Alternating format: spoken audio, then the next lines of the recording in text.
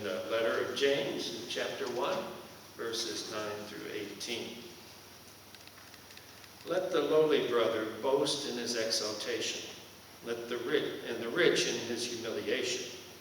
Because like a flower of the grass he will pass away. For the sun rises with its scorching heat and withers the grass. Its flower falls, its beauty perishes. So also will the rich man fade away in the midst of his pursuits. Blessed is the man who remains steadfast under trial. For when he has stood the test, he will receive the crown of life, which God has promised to those who love him. Let no one say when he is tempted, I'm being tempted by God. For God cannot be tempted with evil, and he himself tempts no one. But each person is tempted when he is lured and enticed by his own desire. Then desire, when it has conceived, gives birth to sin. And sin, when it is fully grown, brings forth death. Do not be deceived, my beloved brothers.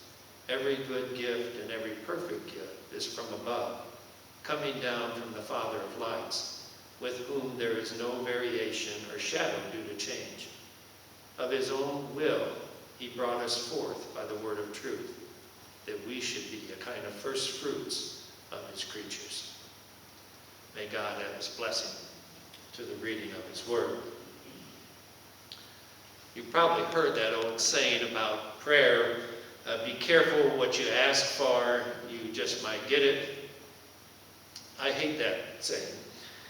The reason why is it implies that God would give us something bad simply because we ask for it. Like, what do people think God would be up there saying? Well, this will teach them, next time maybe they'll be a little more careful with what they're asking for. God is not bad. He never does anything bad. Bad things happen to us, but that's not from God. It's, as the letter of James says here, it's our own desires that drag us away into bad things. And yet God's goodness is so great that he can make even bad things in our lives work for the good.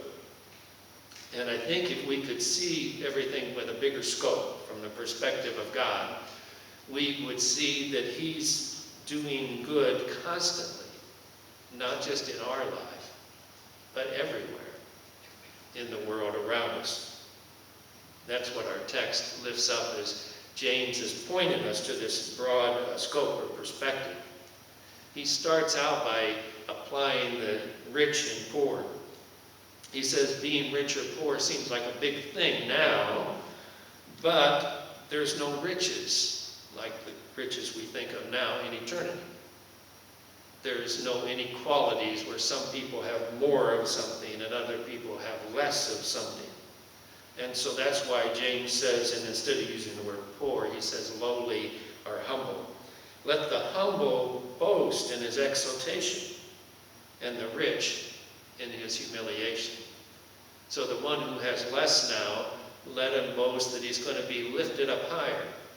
Let the one who seems to have more now boast in that he's going to be brought down from this false highness. From an eternal perspective, James says, riches are like flowers in the field. They're here one day, they're gone the next. When the sun shines, they wither and fade away. So basically saying, don't put our hope or desires in earthly riches. That will only fail us. So when bad times or trials come upon us, I think James now wants to put this perspective after he's mentioned rich and poor. We don't consider them in the way people in the world normally consider bad times. He lifts up very briefly three things. First, we look ahead eternally to the crown of life. So because we're not focused on getting material riches now and material gains, so when bad times come, we just continue to look ahead to the eternal crown of life. We don't take our eyes off that and say, oh no, I'm not getting enough of something else now.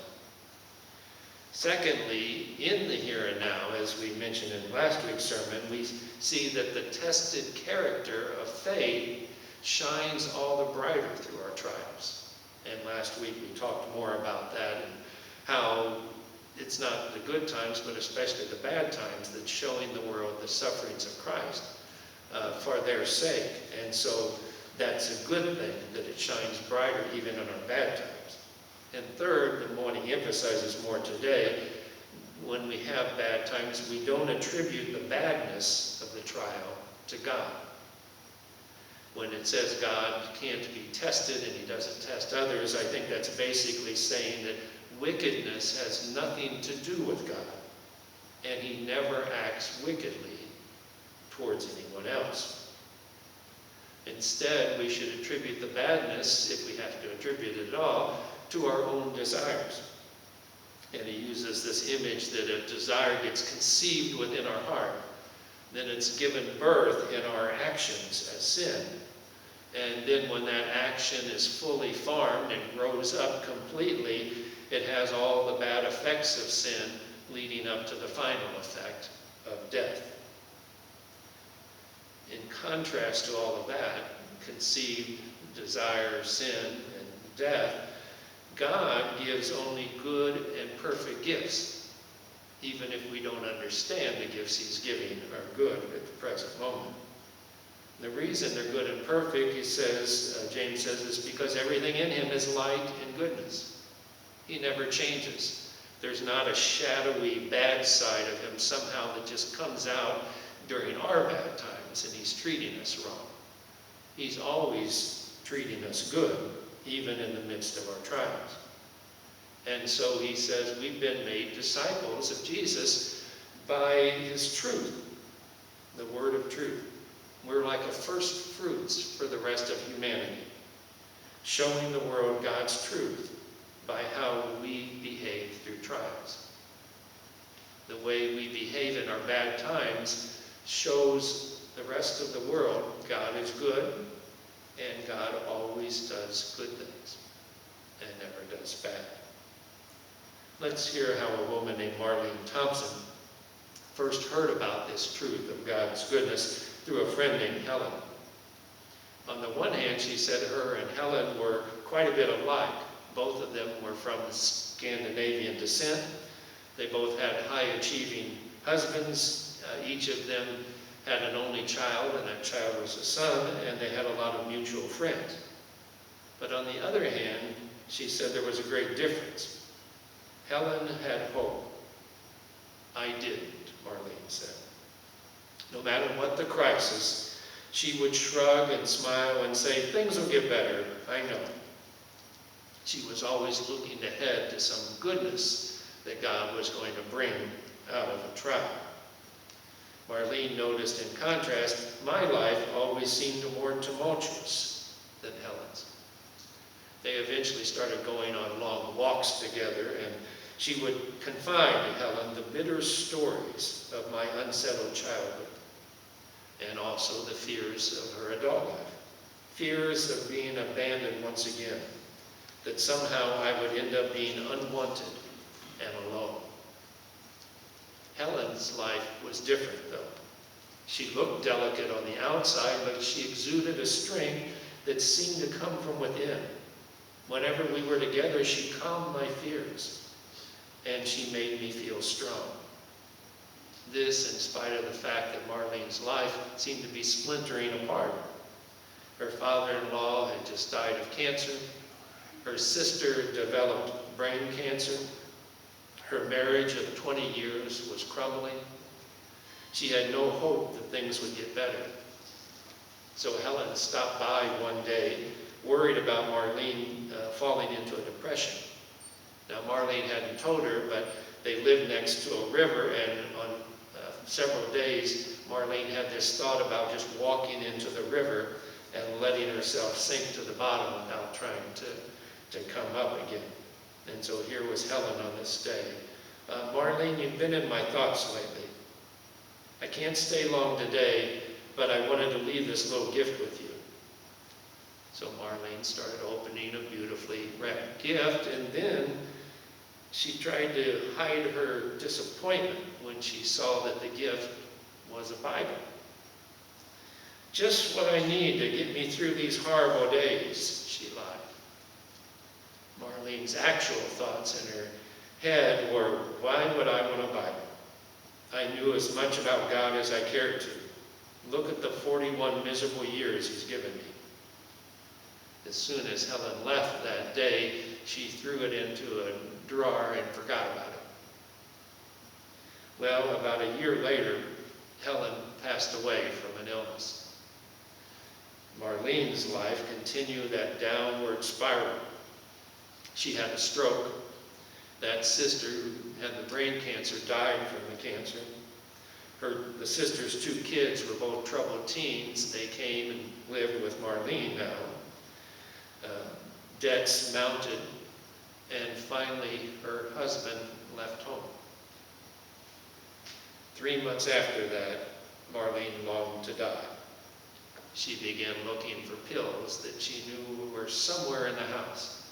She just started opening drawer after drawer and looking until she reached in one drawer and she found Helen's Bible. She pulled it out for the first time since she had thrown it in there, and a note dropped out of its pages, fell to the floor. She picked it up and read it. "Marlene, dear, read Psalm 34 and hang on to its promises. God can't lie. See you soon. Loads of love. Forever your friend, Helen." Marlene thought even death was not restraining Helen's caring spirit, giving me comfort, telling me I was loved, and pointing me to God. So Marlene opened her Bible to Psalm 34 and she began reading. "I will bless the Lord at all times," not just good times, all times. "I sought the Lord. He heard me. He delivered me from all my fears." And then a little further, "No one who trusts in him shall be desolate." She read that psalm over and over again. She said it was a beginning, a nudge that sent me in search of the Lord. And the Lord never disappointed her, because there's no change in him. He's always good, and he always works for the good, for Marlene, giving her good gifts even when she doesn't recognize them as being good. Yes, we have bad times too, but God is not bad, and he doesn't do anything bad ever.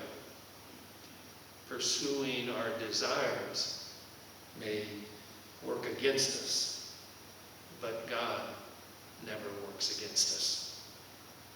Even if we don't recognize it at first, all of God's gifts are good. They're perfect, as James said.